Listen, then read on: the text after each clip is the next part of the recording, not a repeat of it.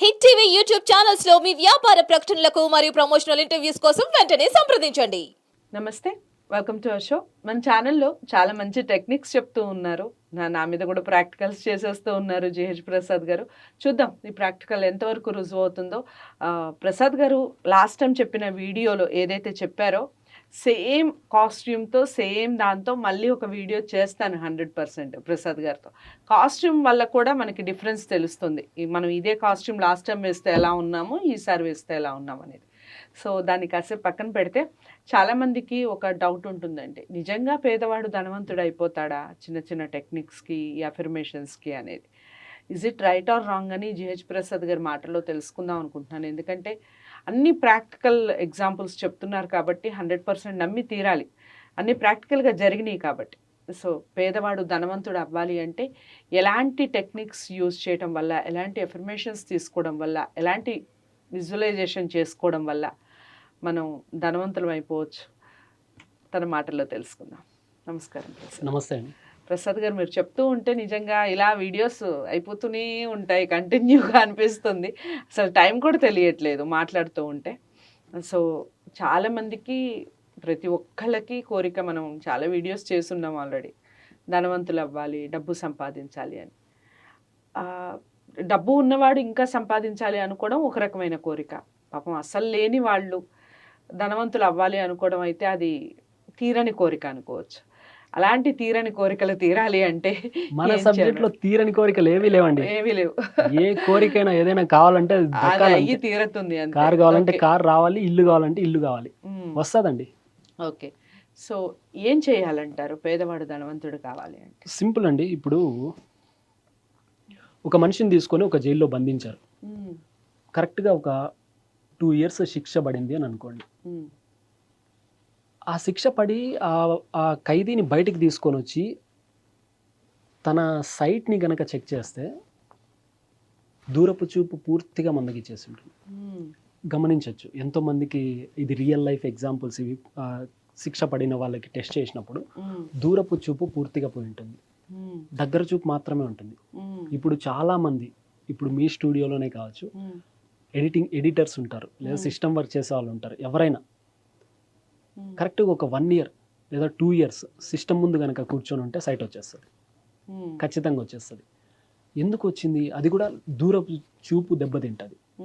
ఎందుకు తింటుంది అని అంటే మేడం, ఇప్పుడు ఈ స్టూడియో కూడా ఇక్కడ దాకే మన చూపు పడుతుంది. చూపు పడినప్పుడు కళ్ళు అక్కడ దాకే ఫోకస్ చేస్తుంది. వెంటనే ఇప్పుడు ఒక 1 year పాటు ఇంతే లెంత్లో కనుక చూసామంటే దూరం ఉన్నవి చూడలేదు, కన్ను చూడలేదు. సేమ్ ఇక్కడ కూడా పేదవాళ్ళు ఎవరని, పేదవాళ్ళు అని వీళ్ళని పిలుస్తున్నారు అని అంటే వాళ్ళు వాళ్ళ బౌండరీకి మించి చూడలేదు. ధనవంతుల్ని చూడలేదు, ధనవంతుల లైఫ్ స్టైల్ని చూడలేదు, డబ్బుని చూడలేదు. దాన్ని చూసినప్పుడు అట్రాక్ట్ చేయడం జరుగుతుంది. వాళ్ళు ఏం చూస్తున్నారు? పదే పదే పేదరికాన్ని చూస్తున్నారు.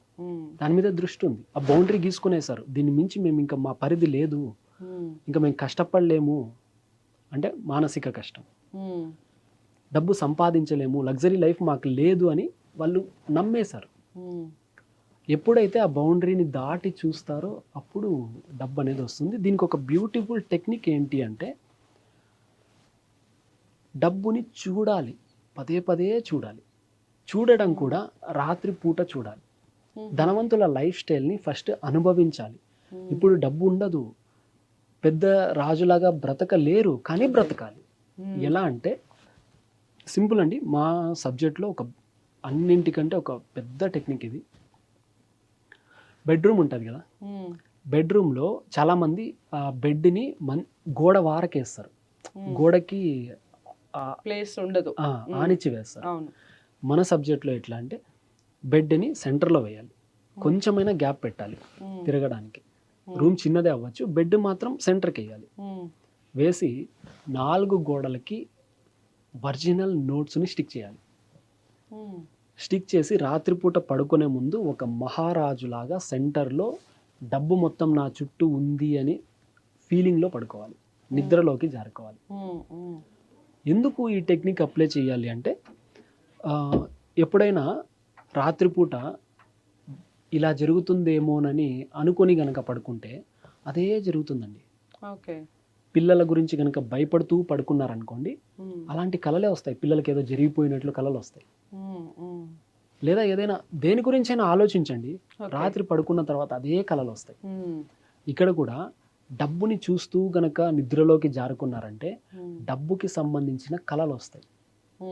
ఎప్పుడైతే ఒక 21 రోజు డబ్బుని చూస్తూ నిద్రలోకి జారుకున్నారంటే డబ్బుని ఆకర్షించే శక్తి మీకు వచ్చేస్తుంది. ఓకే. ఆ డబ్బుకి మీకు మీ సోల్కి లింక్ ఏర్పడుతుంది. ఇప్పుడు సైంటిస్టులు కూడా ప్రూవ్ చేశారండి, 21 రోజు మీకు రాని సబ్జెక్ట్ని ఏదైనా మీరు ప్రాక్టీస్ చేస్తే అదే వచ్చేస్తుంది. జస్ట్ 21 డేసే. కొంతమంది స్టూడెంట్స్ విషయంలో కూడా భయపడుతూ ఉంటారు. 21 డేస్ రాని సబ్జెక్ట్ని పట్టుకోండి. అది కష్టమైన స్టార్టింగ్లో 21 డేస్ కాస్త మెయింటైన్ చేయండి, ఆ సబ్జెక్ట్ ఈజీ అయిపోతుందని సైన్స్ చెప్తోంది. సేమ్ ఇక్కడ కూడా 21 డేస్ కనుక డబ్బుకి సంబంధించిన కళలు గనక మీకు వచ్చేటట్లు చేసుకున్నారంటే ఎట్లాంటి పేదరికం, కటిక పేదరికుడు కూడా మేడం ధనవంతుడు అయిపోవచ్చు, కోటీశ్వరుడు అయిపోవచ్చు. ఈ టెక్నిక్ చాలా బాగా ఉపయోగపడుతుంది. కానీ పడుకునేటప్పుడు ఒక ఫీలింగ్తో పడుకోవాలి. ఫీలింగ్సే ఎక్కువ ఇంపార్టెంట్ ఇక్కడ. ఆ ఫీలింగ్స్ ఎలాంటి పాత్ర పోషిస్తాయి అనేది కూడా నేను నెక్స్ట్ వీడియోలో చెప్తాను. ఫీలింగ్ చాలా చాలా ఇంపార్టెంట్. ఈ పడుకునేటప్పుడు మనం లాస్ట్ వీడియోస్లో చెప్పుకున్నాం కదా, విజువలైజేషన్ అనేది, ఆ టెక్నిక్ని అప్లై చేయాలి. ఎలా అప్లై చేయాలంటే, నా చుట్టూ ఉన్నది గోడ కాదు, డబ్బు, కట్టలు కట్టలు డబ్బు ఉంది అన్న ఫీలింగ్తో పడుకోవాలి. ఇక్కడ ఇలాంటివన్నీ నిజం అవుతాయా, ఫీలింగ్ నమ్మితే అవుతాయా, కట్టలు ఉన్నాయి అనుకుంటే అయిపోతాయంటే 21 రోజు అనుకొని చూడండి, ఆర్థిక పరిస్థితి ఎంతగా అభివృద్ధి చెందుతుందో మీకే తెలుస్తుంది. ఇది కూడా మా క్లాస్కి వచ్చిన వాళ్ళ సక్సెస్ స్టోరీలో భాగంగా పేదరికంలో మగ్గుతున్న ఒక ఆమె అండి. ఆమె ముస్లిం, షబీనానో ఏదో పేరు, నాకు కూడా పెద్ద ఐడియా లేదు. ఒకసారి చేసింది మా క్లాస్, ఒకసారి కాదు ఒక 2-3 టైమ్స్ చేసింది, ఆన్లైన్ క్లాస్ చేసింది. ఆమె ఉన్నది కోస్తా ఎక్కడో, అది కూడా నాకు ఏరియా తెలియదు. చెప్పింది ఓకే విన్నాను, వినేసి గమ్మున అయిపోయినాను. బండి మీద టిఫిన్ సెంటర్ పెట్టిందండి.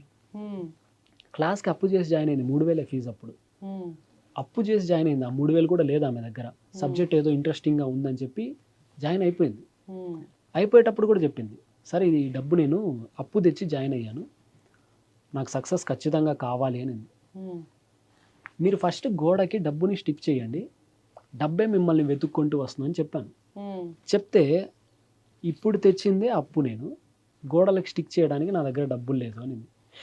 డబ్బులు అంటే అన్ని 500 నోట్లు పెట్టమని లేదండి, 10 రూపీస్ పెట్టండి చాలు. మీరు ఫస్ట్ అన్ని గోడలు కూడా అవసరం లేదు, ఒక్క చోట ఒక ప్లేస్లో ఒక 10 రూపీస్ నోట్ స్టిక్ చేయండి చాలు.